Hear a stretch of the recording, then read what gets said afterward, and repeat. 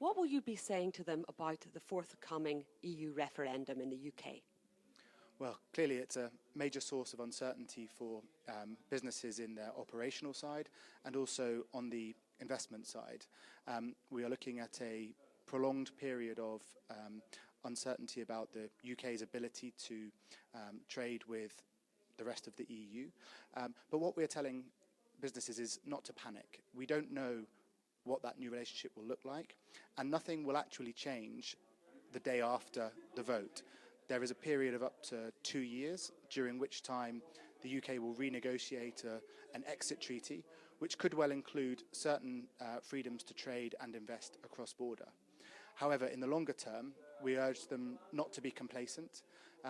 There is almost zero chance that the same terms that they currently enjoy will be applied, in part just because of the time it takes to agree what's called a comprehensive free trade agreement.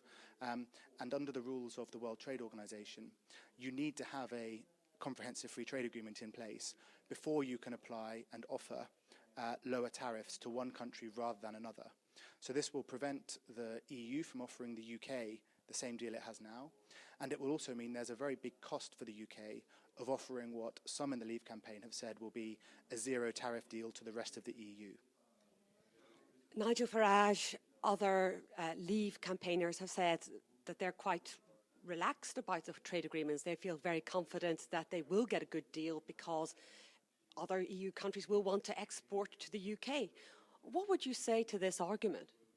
Well, absolutely. When you look at the economic fundamentals, there are very complex supply chains that go all the way across Europe that involve every part of a car that's made will be in various different countries, and there will be a shared common interest in maintaining that trade.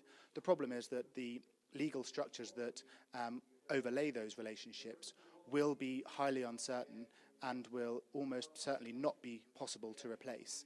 So even if the rest of the EU wanted to grant the UK some kind of zero tariff agreement, it can only do so if it offers that also to the rest of the world, or if it's as part of a much more comprehensive agreement with the UK, which from the EU side would almost certainly involve the kind of concessions that Nigel Farage is unwilling to consider on free movement of people and contributions to the EU budget.